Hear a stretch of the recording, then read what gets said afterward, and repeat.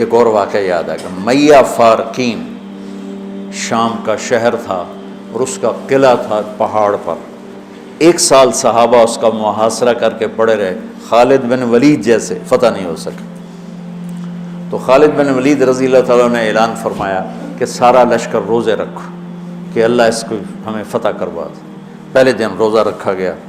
خالد بن ولید افطاری کے لیے خیمے میں آئے تو افطاری کوئی نہیں تھی، تو ان کو خیال آیا غلام میرا بیمار ہوگا، انہوں نے پانی پی کے روزہ افطار کر لیا. اگلے دن پھر ان کو خیال آیا، اگلے دن آئے تو پھر افطاری کوئی نہیں، پھر ان کو خیال آیا کہ غلام بیمار ہوگا، پانی پی کے افطاری کر لی. تیسرے دن پھر افطاری کوئی نہیں تو اس کو بلا لیا، کہا بھائی خیریت ہے، آپ بیمار ہیں؟ کہا جی نہیں. کہا میری افطاری نہیں ملتی مجھے. کہا جی میں تو روز رکھتا ہوں. کدھر؟ کہا جی خیمے میں. کہاں چلی جاتی؟ کہا جی مجھے کیا خبر، میں تو رکھ کے چلا جاتا ہوں. کہا اچھا آج پہرا دیں گے. تو جب اس نے لا کے افطاری رکھی اور یہ ایک طرف چھپ کے بیٹھ گئے تو ایک کتا آیا اور خیمے کے پیچھے سے وہ گھسا اور وہ جو روٹی پڑی تھی اس کو منہ میں ڈالا اور بھاگ پڑا.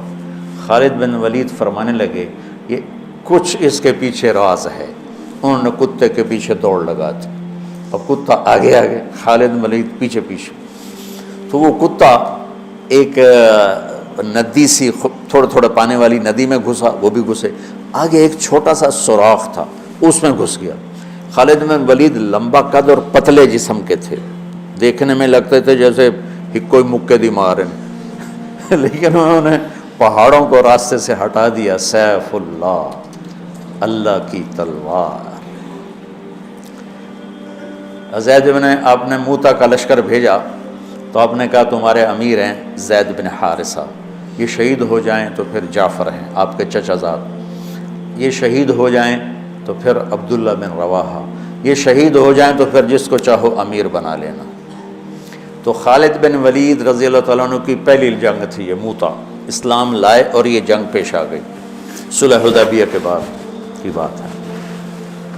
تو یہ موتا اردن میں ہے، میں وہاں 2-3 دفعہ گیا ہوں، 2 دفعہ گیا ہوں. زید بن حارثہ شہید ہو گئے تو جعفر تیار کیوں کہتے ہیں ان کو؟ کہ ان کو جھنڈا پکڑا تو انہوں نے ہاتھ کاٹ دیا، تو انہوں نے دوسرے ہاتھ میں لے لیا، انہیں وہ ہاتھ کاٹ دیا، تو کٹے ہاتھوں سے جھنڈے کو یوں چمٹا لیا، انہیں پیچھے سے کاٹ دیا تو جھنڈا گر گیا. تو اللہ کے نبی مسجد نبوی میں بیٹھے ہوئے تھے اور فرما رہے تھے زید آگے بڑھ رہا ہے اور قتال کر رہا ہے اور وہ قتل ہوا اور وہ گیا جنت میں.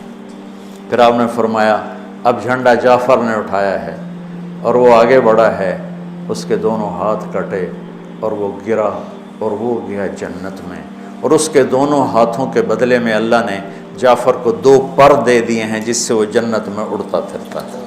اس لیے ان کو کہتے ہیں جعفر تیار. یہ اللہ کے نبی کی خوشخبری تھی کہ جعفر کو اللہ نے 2 پر دیے ہیں جس سے وہ جنت میں اڑتا پھرتا ہے. پھر آپ نے کہا اب جھنڈا اٹھایا عبداللہ بن رواحہ نے، وہ آگے بڑھا، قتال کیا، قتل ہوا اور تھوڑے لمحے کے بعد فرمایا وہ گیا جنت میں. جھنڈا گر گیا، اب کوئی اٹھانے کی ہمت نہیں رکھتا. تو ثابت بن اکرم ایک انصاری صحابی ہیں، انہوں نے جھنڈا اٹھایا، کبھی جھنڈا پکڑو، جھنڈا پکڑو، ہاتھ سے نکل رہی ہے جنگ. تو لوگوں نے کہا تو ہی پکڑ لے، تو بدری آدمی. ثابت بن اکرم بدری صحابہ، کہا بھائی میرے بس کا نہیں ہے، کسی اور کو پکڑاؤ. تو افرا تفری میں کس کے منہ سے نکلا خالد کو پکڑاؤ، وہ نہیں پتہ چلا، شور شرابہ تھا. تو کسی نے کہا خالد کو پکڑاؤ، یہ کہنا تھا کہ سب نے کہا خالد کو دو، خالد کو دو. اب اللہ کے نبی خاموشی سے اوپر دیکھ رہے ہیں، ایسے سامنے سناٹا اور ادھر یہ ہو رہا ہے. تو آخر سب نے کہا خالد تو جھنڈا اٹھا. وہ کہنے لگے میں تو نیا مسلمان ہوں اور میری پہلی جنگ ہے، بابا کسی پرانے آدمی کو دو. تو سب کہیں تو ہی لے، تو ہی لے، تو ہی لے. تو خالد نے ایک ہاتھ میں جھنڈا پکڑ کے دوسرے ہاتھ سے جب یوں تلوار لہرائی نا تو میرے نبی نے فرمایا اب اللہ نے اپنی تلواروں میں سے ایک تلوار کو نکال لیا ہے. سیف اللہ، سیف اللہ. اس دن آپ کے ہاتھ سے 9 تلواریں ٹوٹیں لڑتے لڑتے.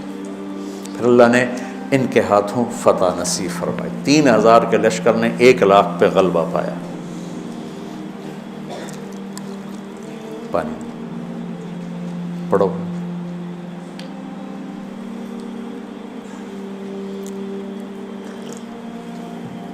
تو وہ اس سوراخ میں گھس گئے تھے، پتلے تو چلتے رہے سے رینگتے وہ سوراخ قلعے کے اندر جا کے کھلا۔ اللہ نے روزے کی برکت سے ایک کتے کے ذریعے سے راستہ دکھا دیا۔ تو حضرت خالد بن ولید نے کہا بھائی 100 آدمی تیار ہو جاؤ، پتلے پتلے، آج رات فتح ہے انشاءاللہ۔ تو ان کو لے کے گھسے، صرف 88 اندر جا سکے، 12 ذرا تھوڑے سے ہیوی تھے وہ نہیں گھس سکے، تو 88 آدمیوں کو لے کر وہ اس سوراخ میں سے رینگتے ہوئے قلعے میں داخل ہوئے اور جا کے حملہ کیا، اور اللہ نے دروازہ کھول دیا، اللہ نے فتح نصیب فرمائی۔ تو روزہ اور نماز دنیا اور آخرت کے کام بنانے کا وسیلہ اور ذریعہ ہے، اگر ہم اس کو یقین کے ساتھ کریں۔ جب مشکل پیش آئے اپنا ظاہری سبب بھی اختیار کرو اور نماز بھی پڑھو۔